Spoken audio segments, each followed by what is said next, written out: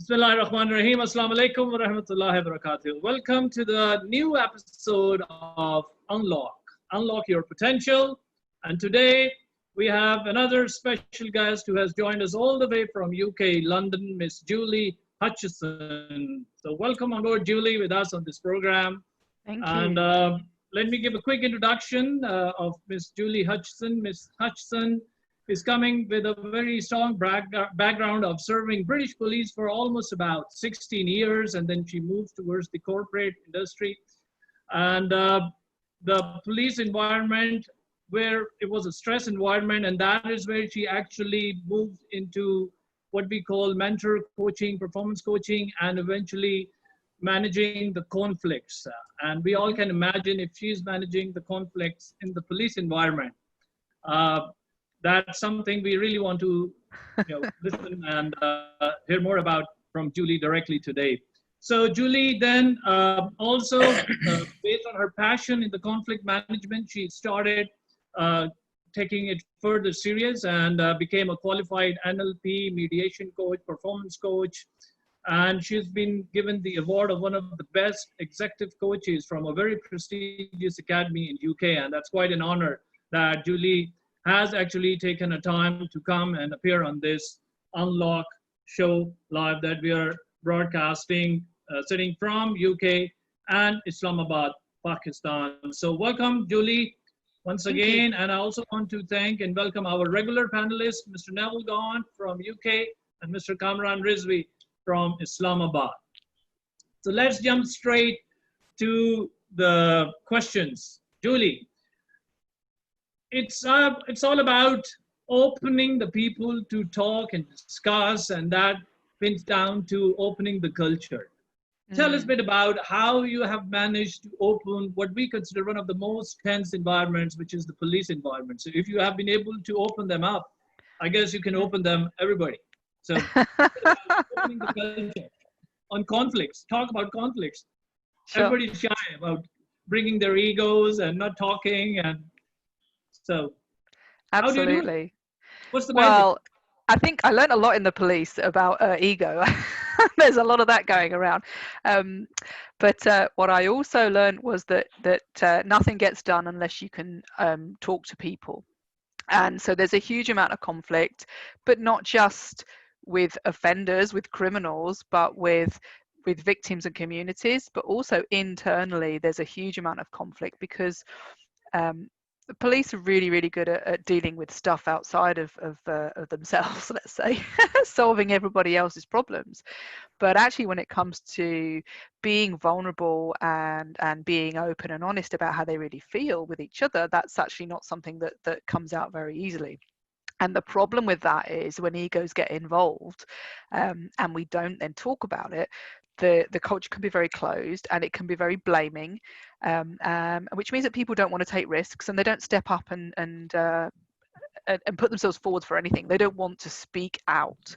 And so the work that I've been doing within policing over the last probably 20 years before I left and since I left the police was really about how to get people to be open and vulnerable, and to create a more open culture where people are safe to say how they feel. And I think that's one of the things that we need to change a lot of, because a lot of the time you'll find that people are very good at pointing the finger. We're very happy to point the finger of what you did wrong or what that person over there did wrong, but not so much about how I might have done something or been part of that conflict.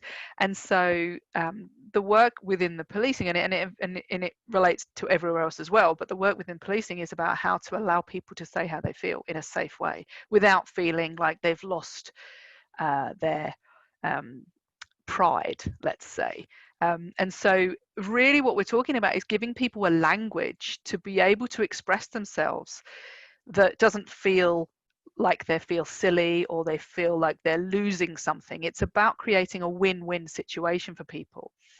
So we have to give people a language to speak so that they can do that, and to be able to say how they feel and what they want instead, to set people up to succeed instead of set people up to fail. Because it's very easy to put people down It's very, you've probably all experienced it. Everybody else is very happy to point that finger and put everybody else down. But it's a lot harder to say, I don't like what you did. It made me feel bad. I would like you to do something different. And that skill brings a completely different culture. When you start to give people very simple skills like that, they get used to talking about how they feel and what they would like instead. We start setting people and culture up to succeed in terms of being happier, more productive, and a far, far better place to work. That was a long answer to a very short question though, Ali, wasn't it? Does that make sense? No, yeah, absolutely, absolutely. No, that's I totally agree with you. And any questions from our panelists, Neville or Mr. Kamra? Yeah, Julie. I mean, I think the interesting thing is, having spent years in a similar environment in some respects, but more commercially focused, because time was money, blame culture was there all the time. I wouldn't necessarily say it was. There were certainly some big egos, and still are in the oil and gas industry, and it wasn't necessarily the higher up the chain, the bigger the ego, because sometimes it was probably the other. The inverse pyramid, really. But it's this feeling of openness. And just expanding it perhaps a little bit, we've had the two princes, Prince Harry and Prince William, that have really entertained this arena of it's okay for men to speak about their feelings. Mm-hmm. Not that it isn't okay for women to feel, but for some reason, I think women feel more confident in speaking about their feelings. We're more used to it, I suppose. Well, maybe. But it's this whole area of being open, and being not being fragile, perhaps, but it's just this thought process of being open. What do you think that word "open" really means, if you like? I know you've sort of explained it, but let's delve a little deeper. Yeah, if we can. I think it's really interesting because you're right about Prince Harry and Prince William, but particularly Prince Harry. I think this opens, being brave enough to be vulnerable, I think, is the big thing. Is that, and I think you're absolutely right. Men find it harder than women, although that's a whole nother debate in itself. But if you think about it, we all want to be safe. We like a little bit of, being scared at times, but at the end of the day, we want to be safe.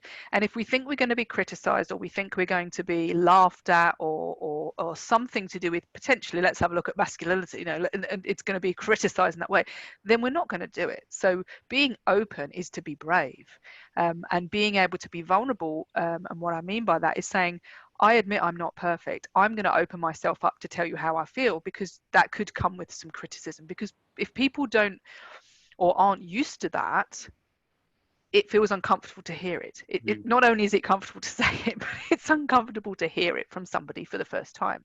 And people don't know how to deal with that on many occasions until they get used to this environment. So this openness, for me, is about teaching people that it's okay to even have these conversations in the first place. Because I don't know about you, but when it was at school and somebody said something they that was new or different or rude or something, everybody giggled and nobody really knew where to look, and it's a bit like that, really, because nobody knows how to deal with it. So everybody goes, somebody said something about how they feel, and so we have to give skills of people to be able to listen to that openness and deal with that openness, a confidence to go, oh, okay, I can hear you, without having that sort of like, don't say this thing, don't be honest, don't say how you really feel. So there's two sides to this openness, about the ability to be brave enough to say what you really feel, and the ability of other people to listen to that and take it on without, pushing it back down again and ridiculing somebody for being honest. The old boys don't cry thing, it's like, well, boys don't cry because boys don't want the other boys to laugh at them when they cry, but boys can cry and should cry, in my opinion. But you know what I mean. So I think there's this thing about, it's okay to be open and create this culture, but you've got to train both sides. You've got to talk about both sides of, like, don't laugh when somebody does it, because you would want to do it too. And that's probably quite a hard thing to do. But when you bring that culture, that it's okay to be open, it's okay to say, I'm not perfect, I'm hurting, that wasn't very nice, and this is the impact on me. That's when, if you can do that, and then the other person can listen, then you can move on. You set people up to succeed. Really, really, really important to do both sides, I think. Cameron. Yes. Cameron. And digging deeper in the area of openness, I was just wanting to contextualize that in a sense that conflict, and this is something which I want you to amplify and clarify for me. Inner conflict can lead to conflict around me. Now, this is a thought that, you know, that could be one facet. The other is, when we do, when we are in a conflict, how do we analyze it? I mean, because I'm predisposed to being in favor of one, not the other, for example, as a human being.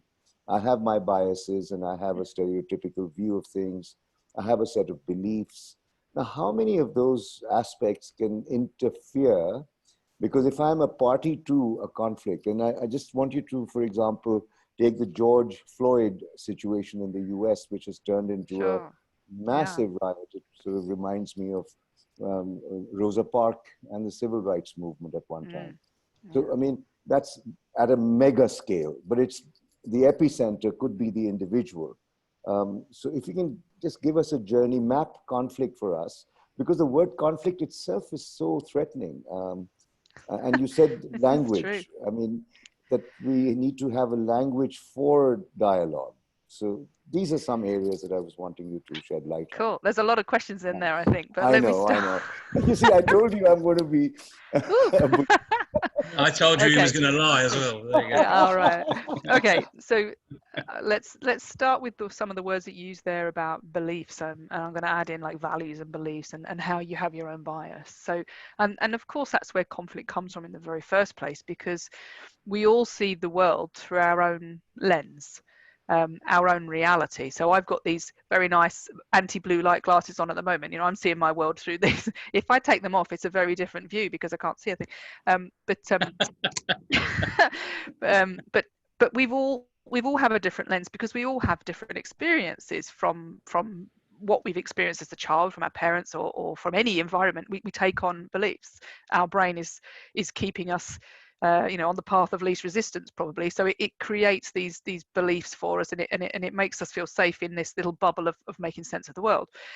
The problem is that your sense of the world will be very slightly different from my sense of the world, and probably very different from Neville's or Ali's or whoever else. And that's where conflict comes from, because when I was going to say forget, maybe we never knew in the first place, but if we don't realize that that's just our view, not necessarily the real or the whole picture, let's say, then we suddenly think this is the whole picture, and therefore we must be right, because obviously we know. And when we have that attitude, and that's what we would call a position, reality is this is our position that we stick to. We're stuck here in this is my reality, and I believe this to be true, and I'm right, and my view of the world must be right because I've experienced it. That causes conflict, because then the next person comes along and says, well, this is my view of the world, and I believe this to be true. And if we cannot look at things from a different perspective of the other person, we will never, unless we've been brought up in exactly the same situation, I don't think we'll ever agree. And sometimes I use the analogy of there's a great picture on the internet, I always love it, where there's an elephant and there's some people that are blindfolded. You should look at the picture, actually, just Google it, and they're all at the one end of the elephant, and they don't know what they've got in front of them.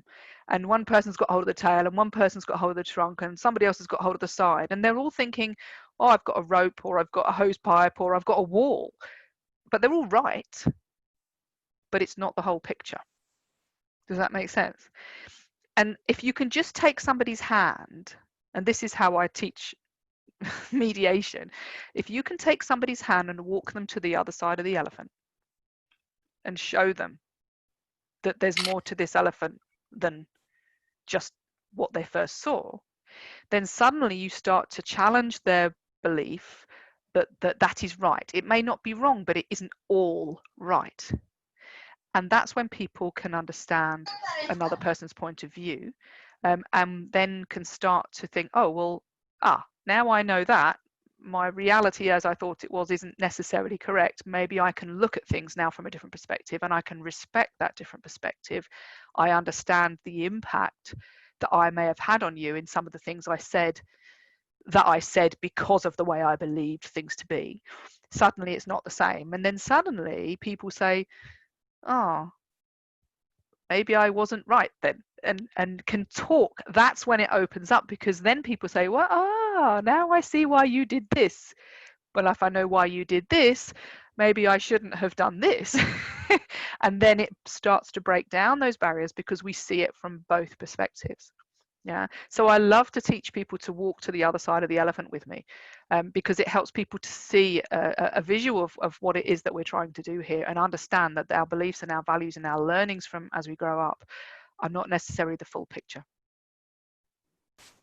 Yeah, Julie, thank you. And if I may ask you, Julie, I know, since we have had interacted in the past and had delivered one of your webinars for a specific client, and that was a very intriguing topic that you came up with, which was conflict is your friend. Yeah. May I request you once again, if you could elaborate once again for this new audience, because that's a lovely concept and an intriguing one also. Yeah, I know, and people laugh at me when I say it, first of all, because they're like, that can't be true. But it absolutely is true, because if you think about it, if you're just stuck in your belief and you don't like what everybody else says, then one, you're going to be quite unhappy because nobody's going to agree. So there's going to be tension, and there's going to be, bad feeling. But the other thing is that if you can allow conflicts, let's say differences, and Cameron, you were talking about language, difference of opinion, let's say, or difference of perspective.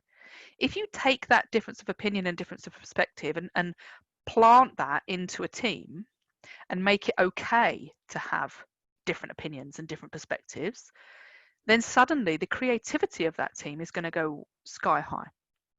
Conflict is our friend, because if we can bring in different perspective, suddenly somebody says, oh, well, here's a box, and somebody else says, oh, actually, that could be something else there. What if we did this and this and this? And if you're open to looking at different perspectives, suddenly opportunities come.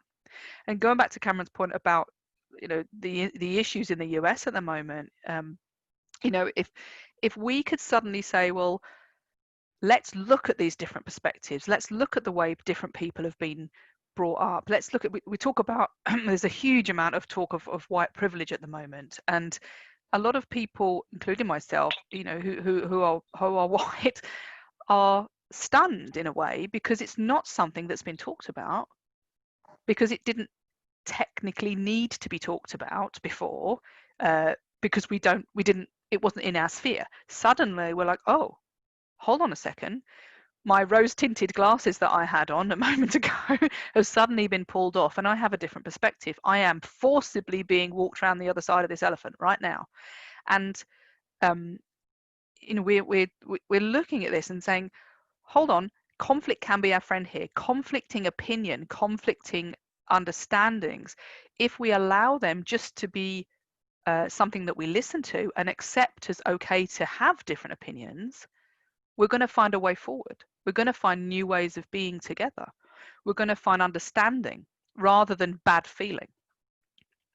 So a conflicting opinion is not a bad thing. The way in which we deal with it, it can be a bad thing or a good thing. And I want it to be a good thing. Let's talk about different opinions. Let's be open and be vulnerable and say, oh, I don't understand that. Tell me about that. It doesn't make sense to me, but I'm ready to listen to what you've got to say. And that's a very different thing. So conflict can be very much our friend, because it will increase that creativity, increase our understanding, create new ways of being together, working together, and moving forwards in many different situations. I love it, because what's the opposite of a friend? An enemy. And if you deal with conflict as an enemy, immediately the battle armor goes on. Totally. You're not open. You're very closed. Your beliefs come to the front. Your perceptions now are your reality, which frankly is not reality. It's not reality at all. And Only that's as you see it. Mm. exactly. And a coach's role is actually always with your coachee is to raise their awareness. So they see reality. They make decisions on a reality platform rather than this perceived arena that the earth is flat. Totally, yeah. So I love it. I'd never heard of it before until Ali mentioned it the other day, having had the webinar with you. And I just thought that is just a beautiful concept. Mm. I mean, it's poetry, really. Oh, bless you. Oh, I should write a book, shouldn't I? You should. I should, I know. There you go. And if you think about, I'm apologizing now because I don't know the sheriff's name, and I think it was in Florida somewhere where he was out with the supposed riots, let's say, and he put his baton down, and all of his police officers put their batons down and listened and said, I'm with you, and then they said, walk with us, and he did. That is conflict is your friend. There, we don't have the same perspectives at the moment. We don't understand each other, but I want to. I'm willing to hear it. I'm willing to see your side. Let's talk. And imagine what that town's going to be like now, because he made conflict their friend. I'm willing to talk. I'm willing to listen to your point of view. But as you say, it took a lot of bravery to do that. You know, when a mob is, I mean, having lived in the States for a while, I do know what these gun-toting mobs are a bit like. And yeah, the first gunshot that goes off isn't the last, because it's just met with a volley of fire. So it's a very very tense and tight arena.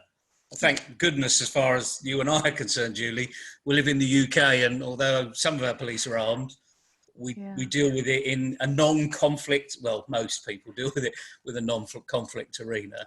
And I think that if we understand that there is a beauty and a benefit in having different opinions and having different colours and different everything being different is a good thing. Can you imagine if we were all exactly the same?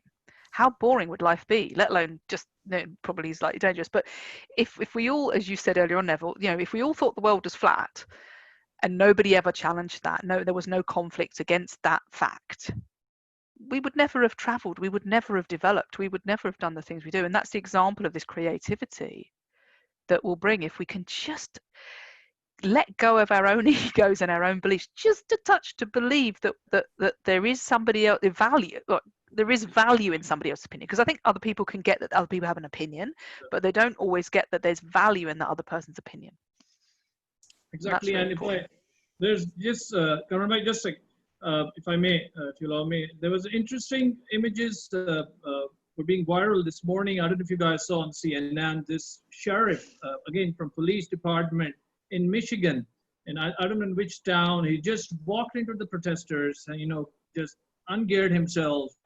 And he just showed that powerful empathy to the protesters and joined them and showed them it's okay, to raise your voice. And he became part of the protest. So as you mentioned, it was encouraging the opinion that what you're saying, we believe, and he walked in straight to the protesters. I mean, not afraid. And these were beautiful images coming from the police, sheriff directly. And I mean, that's really important. I will request Mr. Zafar Usmani or Kamran Bhai, you have a question. Zafar Saab also has a question, so I'll let you decide. No. Zafar. Okay. No. Kamran, you go ahead. You're part of the panel. I can, absolutely. Yeah. Thank you so much, everyone. And special thanks to Julie for such an eloquent and beautiful presentation and talk. And you bring in, obviously, very interesting perspectives to the conflict management. And one of the key points, if I understand, is, there are a lot of opportunities if we only have an open mind. Yeah. And I've been struggling my life, different organizations and negotiations, the union negotiations and everything. Ooh. And the large, humongous, most difficult unions. And, the question that I have today, not even that, even in the management and leadership levels that we have, especially the middle and the senior management levels, why is it that we don't open our mind? There's something here. why is it that I would be, and that's where, I connect with Neville, his initiative for bringing younger generation up. Why is it that I don't listen to the person who has had better education in the modern times and hopefully he has better knowledge? But there is something in me that holds me back. And I said, if I accept this younger generation view, or if I accept my opponents with whom I'm trying to discuss, I'm giving up a little bit of myself. Other than the self-esteem you talked about, it's a very, very, very powerful thing that holds you back. Other than that, a feeling of sense of insecurity, something that, maybe unconsciously, I don't want to surrender as somebody who's less knowledgeable or who's in any way something. But that's a very, I think your point is very valid. But I guess if we can cross this dilemma, how do we get over this issue of opening the mind, as we call mindset, and the change management in organization? That is the biggest thing. My old system is good and everything else is working well. So why should I ever consider? And I said, that's the key. If you could, enlighten a little bit on that, breaking the mindset or opening up the mind, you can, for your own example perspective, that will be awesome. Great. Thank you so much. Well, I'm not sure I have all the answers. For me, I'm just thinking how to answer this one. But particularly, I think that leaders go first.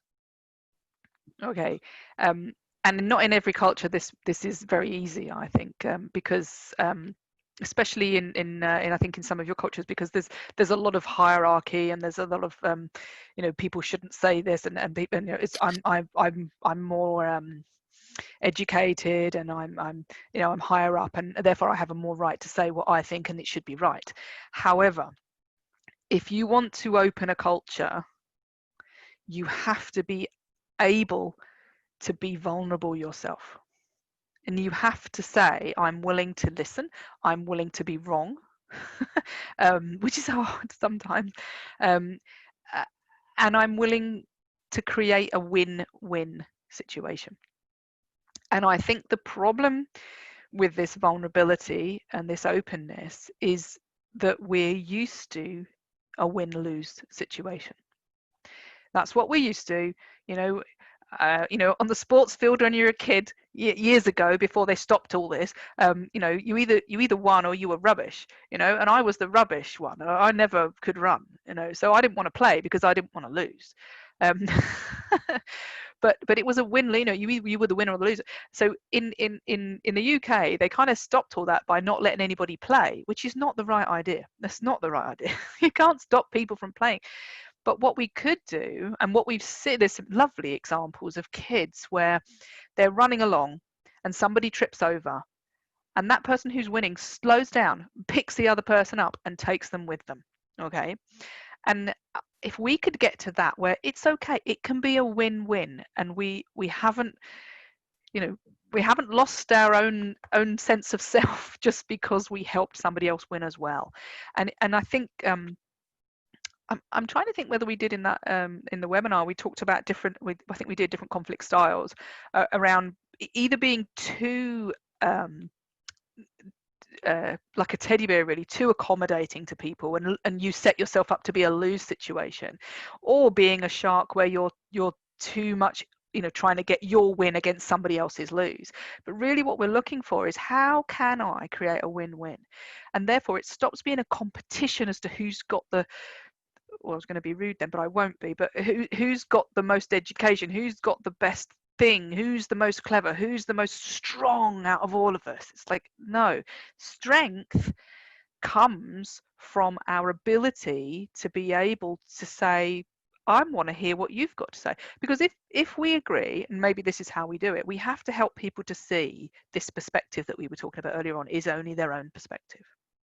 If you can get them to agree at a theoretical level, this is what I call chunk up, so I'm always pointing upwards here. If you chunk up and say to somebody, Zafar, do you agree that your experience of reality is different from somebody else's experience of reality? And if you can get them to say yes to that thing, you can then say, so would it be true that potentially what you see and what the other person see would be different, even if you were in the same room at the same time? And you can get them to say yes. And therefore you can give them the concept that no one is always right, because their reality is not the same as the other person's reality. And therefore, once you can get to that stage, you say, well, okay, so could it be true that, I don't know, Neville might be helpful in his view? He might have some good views here, even if he is not the top management of the company, for example. Could it be true that Ali could give us some value here because he has a particular experience in something? And the answer is yes. Okay, brilliant. Well, if I can agree, and this is a bit of NLP here, if I can agree this, then perhaps I can open my mind to the fact that it's good to listen. It's good to take on other people's ideas. But it's a slow process, because we've been trained, and various cultures are worse than others, we've been trained to create win-lose instead of win-win. We've been trained not to listen to other people, other than our parents, probably.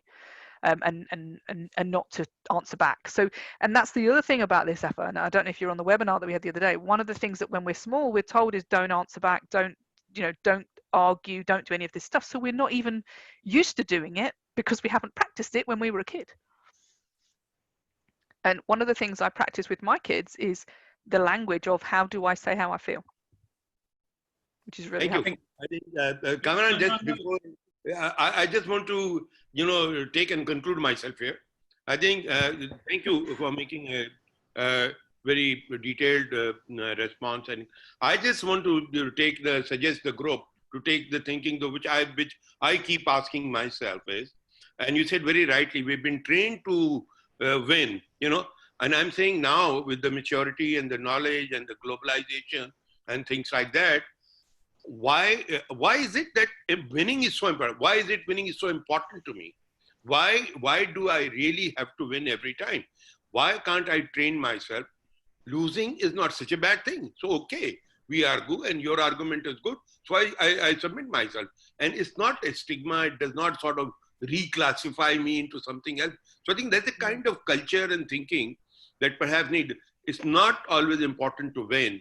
I mean, winning in that personal context is winning the whole thing. So when we talk about the win-win thing, then that's one way of thinking. And I say, I want to be acceptable. I want to accept that win-lose is also a good thing. And it's good to lose sometimes. Thank you. I just want to conclude. Kamran Saab, my apologies for holding your question. Thank you so much. Okay. That's okay. I think on your definition of winning is interesting, though. Maybe we redefine winning. Yeah. Okay, thank you. Sorry, just before Cameron comes in, I just need to throw a bombshell in here. In the UK, just like many other cultures around the world, when we're at school, you're taught to pass an exam. That is the concept of winning. This is the benchmark. You need to be above it. By the way, there's A, B, C, D, and E, and you don't want to be an F. So it's instilled from us in such an early age. And excuse me for laughing so much when you were talking about competitive sport, Julie, because my kids were at that age. Let's not have competitive sport because we don't want winners and losers. But we'll still keep the exam system in place. Yeah. And I just thought, and this was the education minister in the UK said it, and I just didn't know where to put my hand. At the time, I was chair of governors at several schools, and I just went, oh, no, not again. This is left hand, right hand. So our problem is the concept of winning is literally right at the very beginning. Our parents do it, and we reinforce the language, which is, to me, we should be competitive because that's how we get the best out of everybody. But you don't have to be a gold medal winner every time. It takes a lot of people to make the team work. And that's going back to what you said about leaders come first. That's the purpose of the leader. The leadership has changed dramatically over the last 20 years, but I don't think we've caught up with it. Anyway, that's just a point, if you like, not a question. We'll get on to Sorry, I Cameron. think it's important. Yeah, and collaboration and creating that collaboration for winners is probably the easiest thing to put it into to words. Is let's collaborate and all win rather than just one of us win. Yep. Cameron, you'll get to ask your question now. Okay, no, that's fine. I mean, I think it was building up to it. It was building up to it. So at a micro level, marriage is an institution in many cultures. And I'm hearing that a lot of marriages are breaking. Now, of course, conflict is the very reason, the perspectives not matching. So that's one aspect that I thought I'll check with you in the family context. You know, homes are being broken up because of something, I don't know what. But awareness has gone up, education has gone up. We have access to world-class knowledge across the world. And yet, and I'm not talking of low-income housing, I'm talking of people who are educated. That's one side of it. At a macro level, we keep hearing of Palestine, we keep hearing of Kashmir, we keep hearing of Syria. I mean, are you telling me that we are ruled by dumbasses or what? I mean, Harvard, MIT. That's a real bombshell, Cameron. No, Dare I answer that question? Please, Julie, international politics. You know, so these are the two ends of the spectrum. Yeah. And I honestly, since I've grown up, all I've been hearing about is the Palestine issue, the Cold War. And then, of course, the commies have gone, and Islamophobia. Are you telling me that we don't have people at the top, at a dozen people who have enough sense, as much sense as Julie, for example, right? I mean, I can't understand. And Brexit and Europe and the Greek issue when the economy was shaking up, and now COVID has come in and literally spoiled the game for everyone. Everything is now in a helter-skelter. So please explain. And if I, Julie, just add on to what Kamran Bhai said, I mean, pardon in advance my language, but I read it I think recently somewhere, the world has gained so much knowledge in last 50 years, only to discover how stupid we are. Yes. I mean, explain. I don't have to even answer this question. You answered it yourselves. Okay. At the risk of upsetting some international person somewhere, I think the issue, maybe I'm in the wrong job. I should be doing that, shouldn't I? I think the issue for me when I look at this is so simple. It's so amazingly simple. It's a fear-based way of working. We're scared we're going to lose something, so we protect. And we're not willing to open up in case we lose something. And of course, if you are closed, you can't gain anything either, unless you fight for it. So in war and all those things, we're going for win-lose because we're scared of losing our things, so we're going to put our armor on and we're going to stand there and we're going to fight you. But as we've said before, we could talk, couldn't we? We really could talk, and actually say, well, you know, I understand your position, and how can we really understand what you need from this? And so I think what happens is that everybody has their own agenda and nobody's willing to listen any deeper than the other person's position. Okay, and in our webinar that we did previously, we need to move people from, imagine that it's like an iceberg.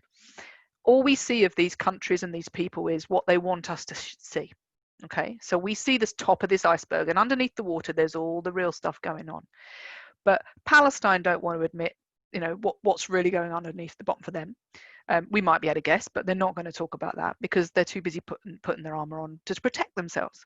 And then everybody else has got this on, and America's got it on, and the Russians have probably got it on, because they were all protecting our ego, protecting our agenda, and protecting what we have. But that means no one can grow. So we might grow knowledge, but we don't grow as a world, because we can't grow because we're not sharing. It's like children, isn't it? It's like children. It's my toy. Well, that's your toy, and this is my toy. So that's 1 and 1. Yeah, 1 plus 1 can only equal 2 if you don't share. But if you add, you know, 1 + 1 into a pot and stir it around a bit, you'll probably get 20 if you can work through something where the two things together combined can actually make a better way of coming forward. But we're too busy protecting. So we have to find a way to make it safe for people to talk. And that's where people like mediators come in and all those things come in, because we're trying to help people to be able to be vulnerable in a safe space so they don't lose what they already have. But what I'd love to do is get down underneath the surface level of that iceberg and find out what's really going on here. And when we on a micro level, in terms of maybe not the macro level, but on this micro level of what's underneath the iceberg, often, Cameron, what you'll find is they both want the same thing, or very similar things, or complementary things. Yet they're so stuck in their position that if you imagine, I'm trying to draw a triangle, but if you imagine a triangle like that, but if it comes down underneath, it crosses over underneath, but they're very far apart at the top. So all you're seeing is these two people or countries or something that are so very far apart. But if you could just dig down and really understand what's really important to them, you'll find that they want the same thing. Because I can imagine that Israel and Palestine just want peace. They just want people to be safe. They just want to get on with their lives. They just want to grow crops, grow business, grow manufacturing, have a wonderful time, dance, enjoy life, grow old. Isn't that what everybody wants? Yeah. It's that type of arena. Just staying in the macro for 2 seconds, really. Yeah. I went on a really good negotiation course many years ago, and John Adcock, never forget him, he introduced it to say, right at the very beginning of the week, he said, the whole purpose of this week is if you're playing cricket and they're playing hockey, find a neutral zone. Yeah, find something that you can agree on. Exactly. The thing because the likelihood is you do have commonality. Of course they do, the humans. Yeah, exactly. But when it comes down to the micro arena, of course, I'm married. We always have an argument because we've not seen something the way the other person has seen it, and it's only literally by listening, because this is the skill again. Do you know those subjects we were taught at school, Julie, and guys? Maths, English, French, Spanish, science. Was there a listening lesson? It wasn't, was there? No, there wasn't. It's just assumed. No, there wasn't a seeing other points of view lesson, was there? No, exactly. And imagine we've got this thing called PGHSE, which I never really understood, even as a governor over here. But it's these other things that are not measured or tested, but are a fundamental part of our development. Absolutely.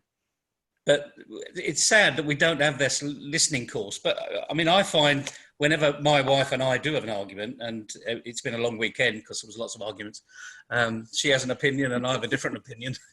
Yeah. But when you talk and listen, my goodness, 1 + 1 is greater than 2, and the weight of the world is thrown away. These guys know that I talk about behavioural waste, and it's that sort of thing. It's all those bad behaviours that we get very good at, and not listening is something that we're very good at. Yeah, because we're not measuring that. We're measuring how well we can win, which is with our opinion. There you go. All right. Over to Cameron Bhai. Yes, I saw. Cameron Bhai, and after you, I have a question from the audience. I'll read it, but Cameron Bhai, please go ahead. Yes, there was a lovely question from Amir Masood from the audience. I thought. Yeah, this is what I was going to read. I'm glad you picked it up. So, Cameron Bhai, go ahead, please, you do it. Yeah, I wanted to ask Julie. Thank you very much for your candor in being embarrassed and surprised that with so much knowledge out there, how is it that we are seeing human lives being wasted and not addressing the core issue? So now the next thing is, I've heard that conflict is like a pressure cooker in organizations. And I think Amir Masood's question that Ali will read out also points towards that. Pressure cooker analogy. Now, if there is no pressure in a system, it doesn't move. And conflict is a natural God-given advantage because people do have differences of opinion and they come that way, even in a family. So leveraging that and creating that pressure is what conflict management is about. Would you agree with that analogy or metaphor? And if so, how does one manage this pressure? Because even building teams, you need to go through storming. And storming, not many people are good at. Well, yeah, that's a really good point. Yes, I do. I think it's a good analogy. And that storming is really important as well, because if we see storming as a bad thing, then the team falls apart at the storming point.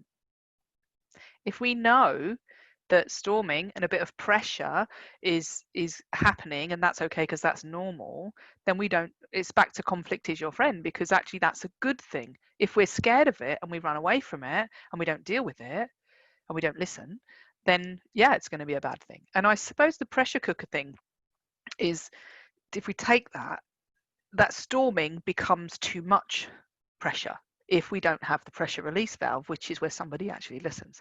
Because if you think about, if we have no difference of opinion, then it's like no pressure. There's nothing. That would be a vacuum. So, but it's just nothing. Yeah, it's just nothing at all. So there's no enjoyment, there's no interest, there's no dynamic, there's nothing happening. Okay, boring as anything. Relationship wise, boring because nobody says anything. Team wise, boring, nothing really goes anywhere. And then the pressure comes on. Somebody has a difference of opinion, and somebody else has a difference of opinion, and somebody else has a difference, and then somebody else, and somebody else, and somebody else. But look, if you just keep pushing your opinion, the pressure just gets bigger and bigger and bigger. You can't just push, you have to listen. You have to release the pressure by listening. So it's like, well, you know what it's like when everybody tries to talk at once because they've all got a good idea. It doesn't matter, does it? We can all, if we all had a good idea, there's loads of us on here, and we all had a good idea, and we all talked at once, and we all tried to force our idea on somebody else, it's just builds up as conflict because nobody is listening to what's going on. It's useless. We have to have pressure, release the pressure, pressure, release the pressure by listening, and that's what releases. And yes, we can disagree, and that will push the pressure slightly. But if you force the pressure because you disagree in a horrible critical way, that's not going to help either, because that's just pushing your view on the other person. So I think the problem, if you're going to use the pressure cooker analogy, this is just pushing to increase the pressure. You're putting the heat on. Where are you releasing that pressure? And that's from saying, I will take some of that. I will listen to some of that.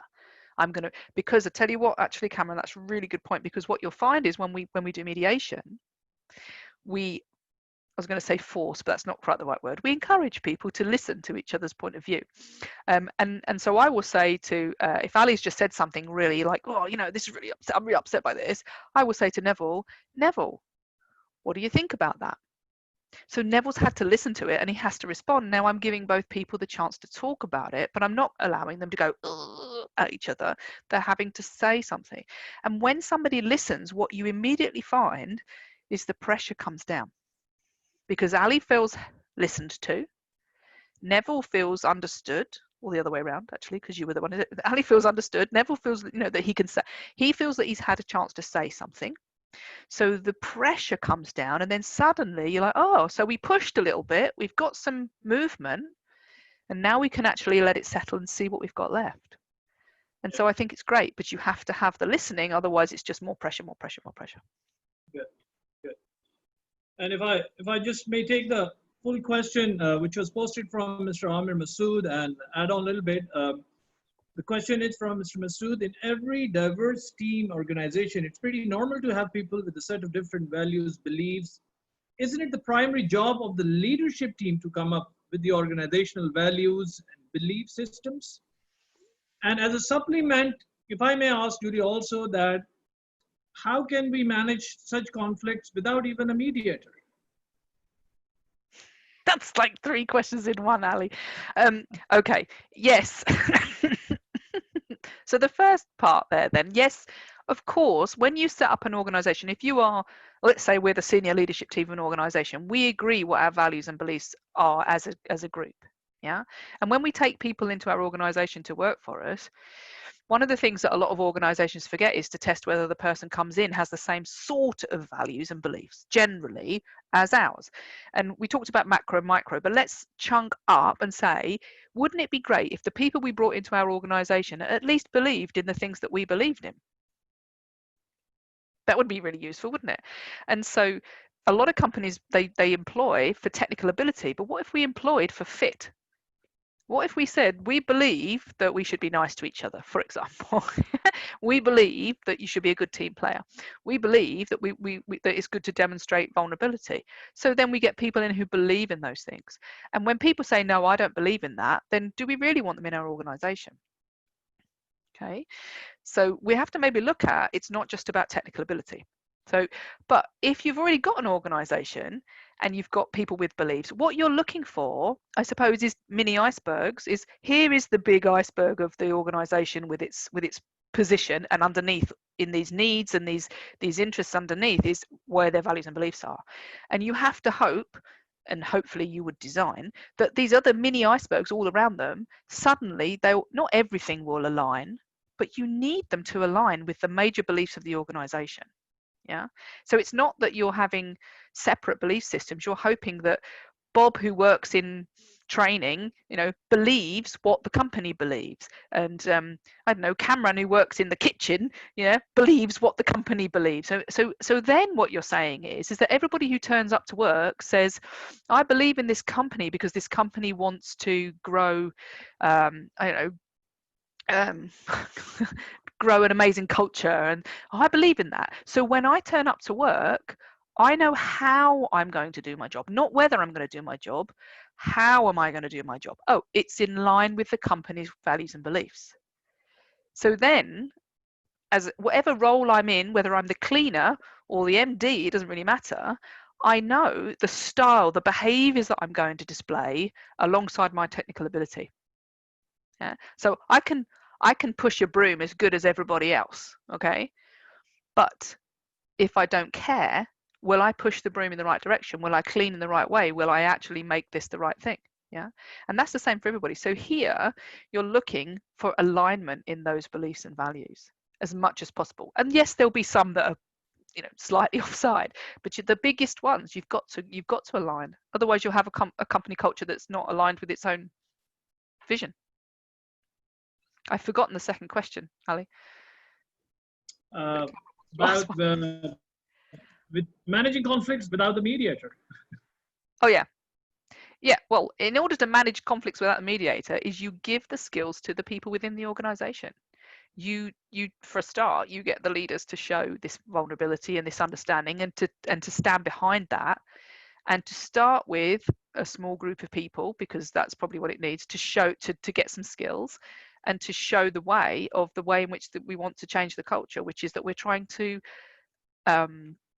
reward honesty, openness, vulnerable, seeing people do what you reward them for. Okay, it's really easy. It's a bit like training a dog in a way. If the dog sees that there's a chicken at the end of the thing, it's going to do the thing that you want it to do, and if it sees it's going to get beaten with a stick, it's not going to do it. Yeah, so if you ask somebody to be open and vulnerable, and the minute they do, you beat them with a stick, metaphorically beat them with a stick, do you think they're going to do it? No, they're not. So you have to reward for the behavior that you want, and so you put people in there who are willing to give that a go, and then you show that it's okay.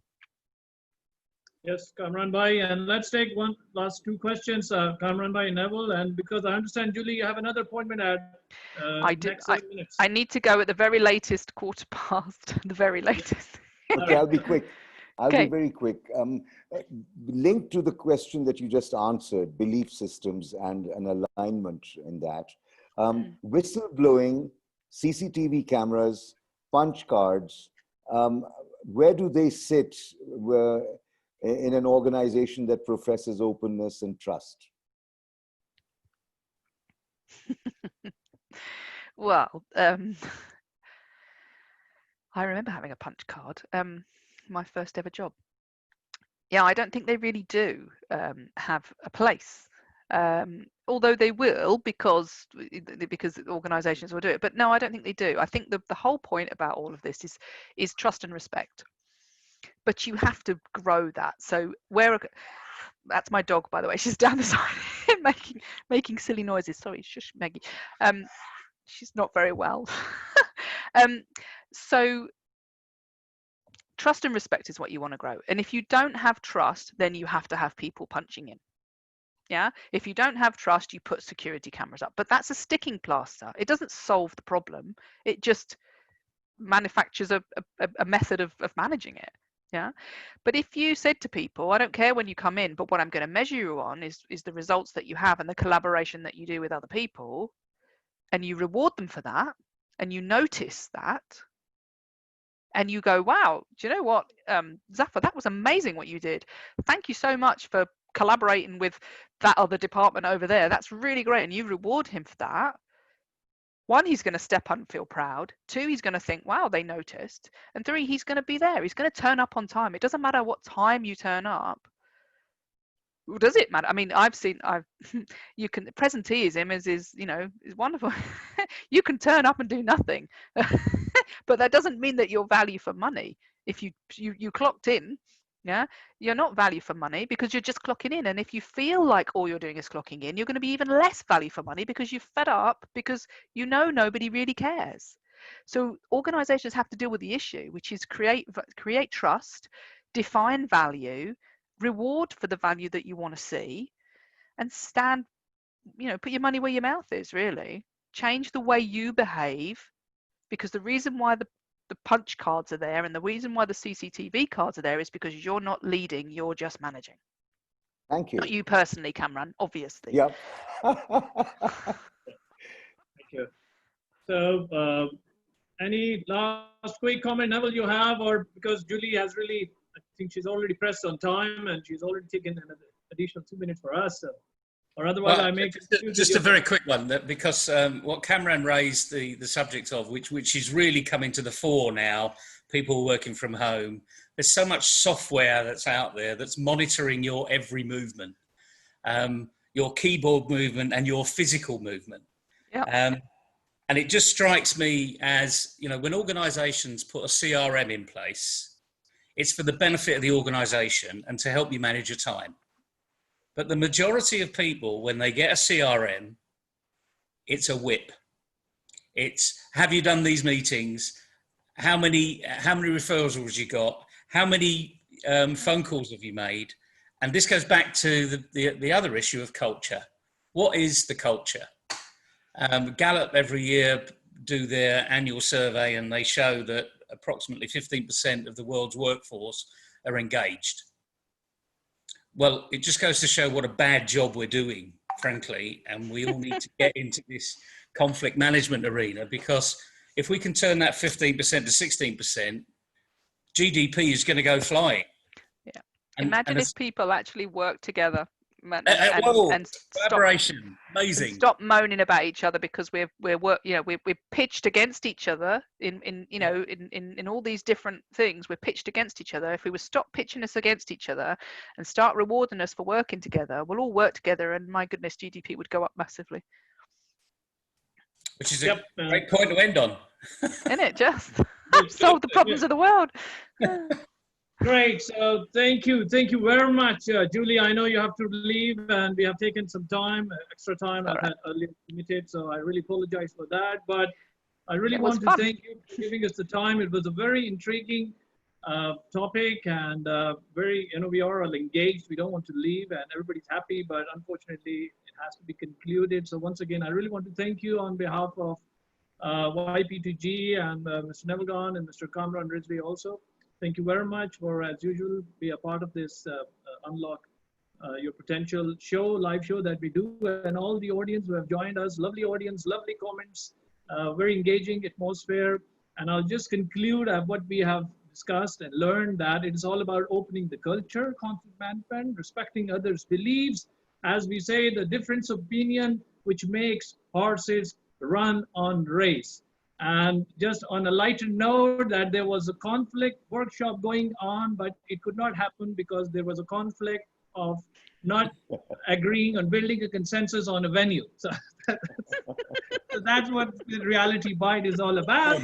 And I leave it on this, my own saying that had it not been on the resolution, had it not been on a resolution, no conflict would have ever existed. So it's all about finding the common denominator to reach towards the resolution. So thank you very much, everybody. Thank you, Zafar Saab. You're very welcome. Being our regular guest. Thanks, Julie. Thank you, Neville. Glad to see you. how here. Yeah. You all have a good day, good afternoon, good evening, wherever you have joined in from. Assalamu alaikum wa rahmatullahi wa barakatuh. See you next week, same time. Take care. Bye-bye. Take care. Thank you.